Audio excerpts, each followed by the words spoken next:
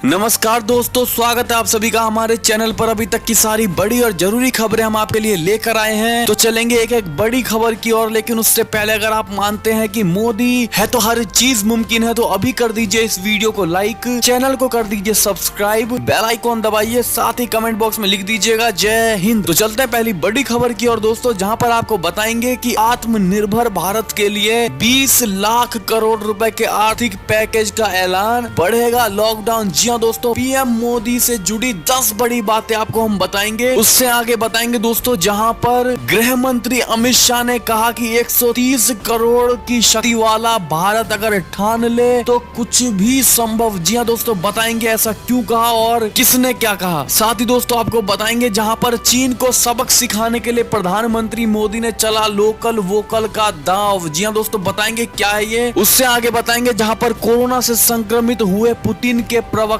Dmitry Peskov. जी हाँ दोस्तों, साथ ही आपको दोस्तों रेलवे, प्लेन और बस से जुड़ी सारी खबरें देंगे। अगर आप एक शहर से दूसरे शहर जाना चाहते हैं तो आपके लिए बड़ी खबर हो सकती है दोस्तों। और सारी स्कीम, सारी योजनाएं आपको बताएंगे कि प्रधानमंत्री मोदी के बड़े ऐलान का आप लोग कैसे लाभ उठा पाएंगे, हम सब बताएंगे आपको। तो आप बने रहिएगा वीडियो के लास्ट तक, और अभी इस वीडियो को अपने भाई बंधुओं में शेयर करना मत भूलेगा। तो चलते हैं पहली बड़ी खबर की ओर दोस्तों, जहां पर आपको बता दें कि आत्मनिर्भर भारत के लिए 20 लाख करोड़ रुपए के आर्थिक पैकेज का ऐलान, बढ़ेगा लॉकडाउन। प्रधानमंत्री मोदी की 10 बड़ी बातें बता दे दोस्तों आपको कि आर्थिक पैकेज को लेकर प्रधानमंत्री मोदी ने कहा है कि कोरोना संकट का सामना करते हुए नए संकल्प के साथ मैं आज एक विशेष आर्थिक पैकेज की घोषणा कर रहा हूं। यह आर्थिक पैकेज आत्मनिर्भर भारत अभियान की अहम कड़ी के तौर पर काम करेगा। प्रधानमंत्री मोदी ने कहा कि इन सब के जरिए देश के विभिन्न वर्गों, आर्थिक व्यवस्था की कड़ियों को 20 लाख करोड़ रुपए का संबल मिलेगा, सपोर्ट मिलेगा। 20 लाख करोड़ रुपए का पैकेज 2020 में देश की विकास यात्रा को, आत्मनिर्भर भारत अभियान को एक नई गति देगा। जी हाँ दोस्तों, साथ ही उन्होंने ये भी कहा कि हाल में सरकार ने कोरोना संकट से जुड़े जो आर्थिक घोषणाएं की थी, जो रिजर्व बैंक के फैसले थे, और आज जिस आर्थिक पैकेज का ऐलान हो रहा है उसे जोड़ दे तो ये करीब 20 लाख करोड़ रुपए का है। ये पैकेज भारत की जीडीपी का करीब 10% है। जी हाँ दोस्तों, जीडीपी का 10% बताया है मोदी जी ने। साथ ही आपको बता दे दोस्तों कि दरअसल ये फायदा किसको मिलेगा। जी हाँ दोस्तों, ये बड़ा सवाल होगा आपके मन में। आपको बता दें कि प्रधानमंत्री मोदी ने कहा है कि ये आर्थिक पैकेज हमारे कुटीर उद्योग, गृह उद्योग, हमारे लघु मंझोले उद्योग, हमारे एमएसएमई के लिए, जो करोड़ों लोगों की आजीविका का साधन है, जो आत्मनिर्भर भारत के हमारे संकल्प का मजबूत आधार है। ये आर्थिक पैकेज देश के उस श्रमिक के लिए है, देश के उस किसान के लिए है जो हर स्थिति, हर मौसम में देशवासियों के लिए दिन रात परिश्रम कर रहा है। ये आर्थिक पैकेज हमारे देश के मध्यम वर्ग के लिए है, जो ईमानदारी से टैक्स देता है, देश के विकास में अपना योगदान देता है। ये संकट इतना बड़ा है कि बड़ी से बड़ी व्यवस्थाएं हिल गई हैं, लेकिन इन्हीं परिस्थितियों में हमने, देश ने हमारे गरीब भाई बहनों की संघर्ष शक्ति, उनकी संयम शक्ति का भी दर्शन किया है। और साथ ही दोस्तों उन्होंने लॉकडाउन 4 को लेकर के अहम बात कही है। उन्होंने कहा है दोस्तों कि लॉकडाउन 4 की गाइडलाइंस के बारे में 18 मई से पहले बता दिया जाएगा। जी हाँ दोस्तों, मोदी जी ने लॉकडाउन 4 को लेकर के भी बड़ी बात कही है कि 18 मई से पहले लॉकडाउन की सारी गाइडलाइंस बता दी जाएंगी। और अब की बार जो लॉकडाउन होगा दोस्तों, वो एक नए रंग रूप के साथ होगा, जिसमें बहुत सारी छूट मिलेंगी आप लोगों को। अगर आप मानते हैं कि मोदी जी जो करेंगे बिल्कुल लोगों के हित में होगा, और आप लोग अगर उसको स्वीकार करेंगे दोस्तों, तो आप कमेंट सेक्शन में जरूर लिखकर बताइए। और उस 20 लाख करोड़ रुपए के पैकेज को लेकर आपकी क्या राय है दोस्तों, वो भी जरूर बताइएगा। चलते हैं और बड़ी खबर की ओर, जहां पर आपको बता दें गृह मंत्री अमित शाह ने कहा है कि 130 करोड़ की शक्ति वाला भारत अगर ठान ले तो कुछ भी संभव है। जी हाँ दोस्तों, बता दे, जानिए किसने क्या कहा। आपको बताएं दोस्तों कि केंद्रीय गृह मंत्री अमित शाह ने कहा कि 130 करोड़ की शक्ति वाला भारत अगर ठान ले तो हर संकल्प संभव है। मोदी जी के दूरदर्शी नेतृत्व में अब हर भारतवासी को यह संकल्प लेना होगा कि वो बिना रुके, बिना थके भारत को आत्मनिर्भर बनाने में अपना सर्वश्रेष्ठ योगदान देगा। जी हाँ दोस्तों, उन्होंने ट्वीट करके प्रधानमंत्री मोदी के 20 लाख करोड़ वाले पैकेज को लेकर और लॉकडाउन को लेकर बड़ी बात कही है। अगर आप भी मानते हैं दोस्तों कि अगर 130 करोड़ लोग अगर मान ले तो हर चीज संभव है, अगर आप सही मानते हैं इस बात को, तो आप कमेंट सेक्शन में जरूर लिखकर बताइएगा। चलते और बड़ी खबर की और दोस्तों, जहां पर आपको बता दें कि चीन को सबक सिखाने के लिए प्रधानमंत्री मोदी ने चला लोकल वोकल का दांव। जी हाँ दोस्तों, बता दें क्या है, कोरोना वायरस की वजह से पूरी दुनिया की अर्थव्यवस्था डूबती जा रही है। ऐसे में भारतीय अर्थव्यवस्था को बचाने के लिए प्रधानमंत्री मोदी ने राष्ट्र के नाम नाम संबोधन में 20 लाख करोड़ रुपए के जिस तरह से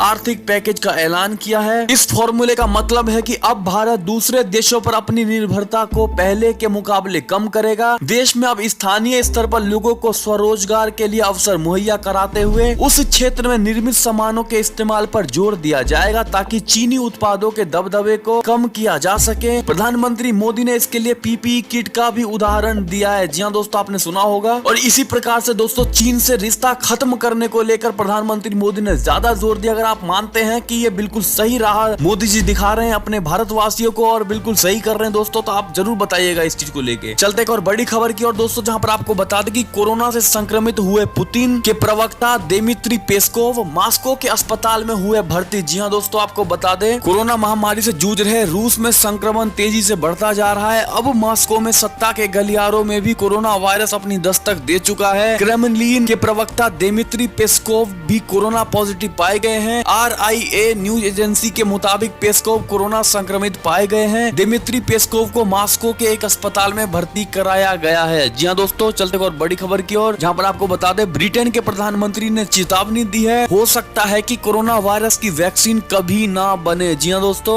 ब्रिटेन के प्रधानमंत्री बोरिस जॉनसन ने चेतावनी दी है कि कोरोना वायरस के लिए एक टीके को बनाने में 1 साल से अधिक का समय लग सकता है और सबसे खराब स्थिति में ऐसा भी हो सकता है कि ये टीका कभी भी ना बन पाए। दोस्तों इस तरह से इन्होंने बयानबाजी की। आपको क्या लगता है दोस्तों कि इससे लोगों में और डर की भावना पैदा होगी या फिर इन्होंने कटु सत्य कहा है? आपको जो लगता है उनकी बातों से दोस्तों अपनी राय जरूर दीजिएगा। चलते एक और बड़ी खबर की और दोस्तों, जहां पर आपको बता दें कि बॉर्डर के पास उड़ रहे थे चीनी सेना के हेलीकॉप्टर, भारत ने उतारे लड़ाकू विमान। जी हाँ दोस्तों, बड़ी अच्छी खबर आ रही है। आपको बता दें कि भारत ने एक मिसाल पेश किया है। जी हाँ दोस्तों, भारत चीन सीमा पर तनाव बढ़ गया है। चीन की हिमाकत का जवाब देने के लिए भारतीय लड़ाकू विमानों ने बॉर्डर पर उड़ान भरी। ऐसा इसलिए किया गया क्योंकि चीन के मिलिट्री हेलीकॉप्टर भारतीय सीमा के करीब आ गए। सूत्रों के मुताबिक लाइन ऑफ एक्चुअल कंट्रोल पर यह तानातानी पिछले हफ्ते लद्दाख और उत्तरी सिक्किम में हुई थी। पिछले दिनों उत्तरी सिक्किम में भारतीय और चीनी सैनिकों के बीच आमना सामना हुआ, जिसमें दोनों पक्षों के सदस्यों को मामूली चोटें आई हैं। इस दौरान भारतीय और चीनी सेना के जवान आक्रामक हो गए थे, जिसमें कुछ को मामूली चोटें आई थी। हालांकि बाद में स्थानीय स्तर पर बातचीत के दौरान सैनिकों को हटा दिया गया। आपको बता दें दोस्तों कि चीन की इस हिमाकत को देखते हुए भारतीय वायुसेना अलर्ट मोड पर आ गई। आनन फानन में लद्दाख बॉर्डर पर लड़ाकू विमानों की तैनाती दे दनादन स्टार्ट कर दिया। इसके साथ ही लड़ाकू विमानों ने बॉर्डर पर उड़ान भरकर चीन को करारा जवाब दिया। जी हाँ दोस्तों, पाकिस्तान और चीन कोरोना संकट के बीच भी अपनी हरकतों से बाज नहीं आ रहे। तो दोस्तों देखा आपने, भारत आगे से कुछ कहता नहीं है लेकिन पीछे से छोड़ता भी नहीं। अगर आप इसको सही मानते हैं दोस्तों, अपनी राय जरूर दीजिएगा इस बारे में और भारतीय सेना के बारे में 2 लाइन जरूर लिख दीजिएगा दोस्तों। चलते और बड़ी खबर की ओर, जहां पर आपको बता दें कि कोरोना के मामले अब 12.2 दिन में हो रहे दुगने। टेस्टिंग की क्षमता प्रतिदिन 1 लाख हुई। जी हाँ दोस्तों, स्वास्थ्य मंत्री जी का नया बयान आया है। आपको बता दें कि केंद्रीय स्वास्थ्य एवं परिवार कल्याण मंत्री डॉक्टर हर्षवर्धन ने मंगलवार को कहा कि कोरोना मामलों के दुगने होने का समय 10.9 दिन से बढ़कर 12.2 दिन हो गया है। उन्होंने प्रवासियों और विदेश से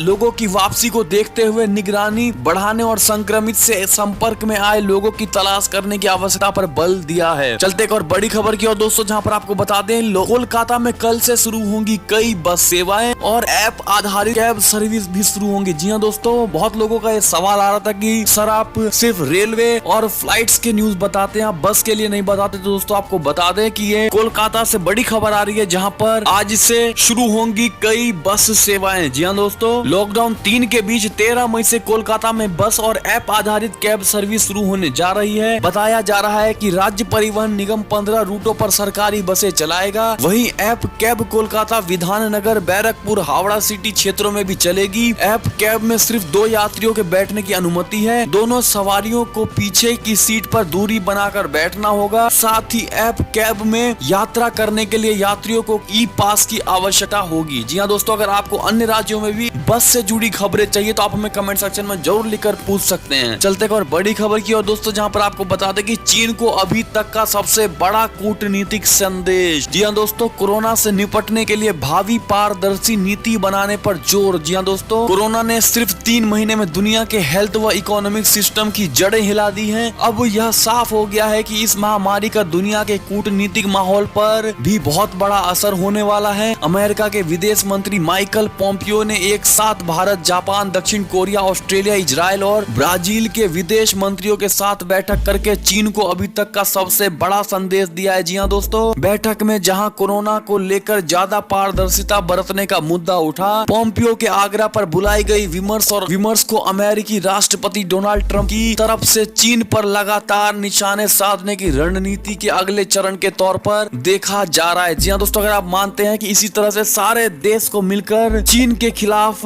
एकत्रित होना चाहिए दोस्तों, तो आप अपनी राय जरूर दीजिएगा कमेंट सेक्शन में लिख के। और चीन को किस प्रकार से मजा चखाना चाहिए दोस्तों, आप जरूर बताइएगा हमें। चलते और बड़ी खबर की और दोस्तों, जहां पर आपको बता दें कि तेजस्वी लौटे पटना से, तो भाजपा के प्रवक्ता ने क्वारंटाइन सेंटर में रहने की सलाह दी है। जी हाँ दोस्तों, कोरोना वायरस संक्रमण के बीच राष्ट्रीय जनता दल यानी राजद के नेता तेजस्वी यादव पटना पहुंच गए हैं। उनके पटना पहुंचने पर भारतीय जनता पार्टी ने कटाक्ष करते हुए उन्हें 21 दिनों तक क्वारंटाइन सेंटर में रहने को कहा है। कोरोना संक्रमण के इस दौर में पटना से बाहर रहने पर विरोधियों के निशाने पर चल रहे तेजस्वी सोमवार की देर रात सड़क मार्ग से पटना पहुंचे। चलते और बड़ी खबर की और दोस्तों, जहां पर आपको बता दें वंदे भारत मिशन से जुड़ी खबर आ रही है। दूसरे चरण में 31 देशों के लिए उड़ान भरेंगे एयर इंडिया के 149 विमान। जी हाँ दोस्तों, बड़ी खबर आ रही है, बड़ी अच्छी खबर आपको बता दें। पूरी दुनिया में समस्या का सबब बने कोरोना वायरस के प्रसार को रोकने के लिए भारत के लिए लगाए गए लॉकडाउन के चलते कई भारतीय नागरिक विभिन्न देशों में फंस गए थे। केंद्र सरकार इन नागरिकों को वापस लाने के लिए वंदे भारत मिशन की शुरुआत की है। अभी इस मिशन का पहला चरण चल रहा है, लेकिन इस मिशन को अंजाम देने में लगी एयर इंडिया और उसकी सहायक एयर इंडिया एक्सप्रेस ने इसके दूसरे चरण की तैयारियां शुरू कर दी हैं। चलते और बड़ी खबर की और दोस्तों, जहां पर आपको बता दें कि महाराष्ट्र में होगी शराब की होम डिलीवरी, उद्धव सरकार ने दिया है आदेश। जी हां दोस्तों,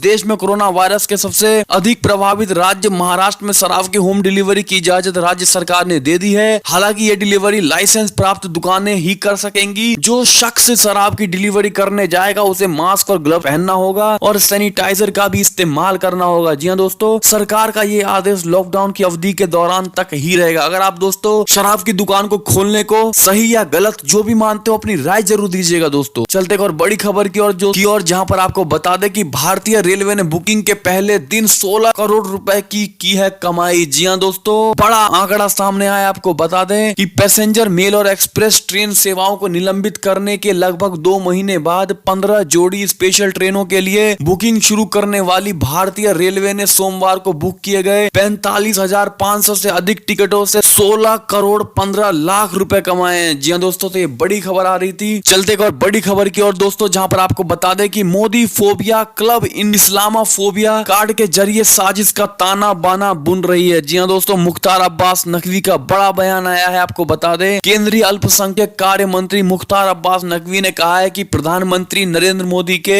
नेतृत्व में हिंदुस्तान समावेशी, समृद्धि एवं सर्वस्पर्शी सशक्तिकरण की राष्ट्र नीति और शक्तिशाली, आत्मनिर्भर, सुरक्षित, समृद्धि से भरपूर भारत सफलता की सीढ़ियां चढ़ रहा है। ऐसे में हर भारतवासी उनके नेतृत्व में किए गए अद्भुत निर्णय, क्षमता और फैसलों पर गर्व और गरिमा का एहसास कर रहा है। चलते और बड़ी खबर की और दोस्तों, जहां पर आपको बता दें हर्षवर्धन जी ने कोरोना वॉरियर्स का बढ़ाया हौसला, कहा इनके बिना हम नहीं कोरोना से जीत पाएंगे लड़ाई। जी हां दोस्तों, बड़ी बात कही है कोरोना वॉरियर्स को लेकर। जी हां दोस्तों, कोरोना के जितने योद्धाओं उनका मनोबल बढ़ाने के लिए हर्षवर्धन ने ये बड़ी बात कही। अगर आप भी मानते हैं दोस्तों कि हम कोरोना योद्धाओं के बिना अपनी आगे की जिंदगी नहीं देख पाएंगे, तो दोस्तों आप कोरोना योद्धाओं के लिए 2 अच्छी बातें जरूर कह दीजिएगा दोस्तों, ताकि उनका मनोबल बढ़े अगर वो हमारे कमेंट को पढ़ेंगे तो। चलते और बड़ी खबर की और दोस्तों, जहां पर आपको बता दें कि भारतीय चीनी सैनिकों में टकराव, सेना का दावा, लद्दाख में तनाव हो गया है कम। जी हां दोस्तों, अच्छी खबर आ रही है लद्दाख से। और दोस्तों, ये थी अब तक की सारी बड़ी खबरें। आपको हमारी खबरें कैसी लगी? अगर आप भी अच्छी लगी हो दोस्तों, तो अभी इस वीडियो को अपने भाई बंधुओं में व्हाट्सएप, फेसबुक, जहां आपको सही लगे वहां शेयर जरूर कर दीजिएगा। और साथ ही अभी कर दीजिए इस वीडियो को लाइक, चैनल को कर दीजिए सब्सक्राइब, बेल आइकॉन दबाइए, साथ ही कमेंट बॉक्स में लिख दीजिएगा जय हिंद, जय भारत। तो मिलते हैं आपसे अगली बड़ी खबर में, तब तक के लिए अपना ख्याल रखिए, लॉकडाउन का पालन करिए, घर में रहिएगा दोस्तों। और हो सके तो आसपास अगर कोई गरीब हो व्यक्ति, तो दोस्तों को उनको खाना जरूर खिला दीजिएगा। धन्यवाद।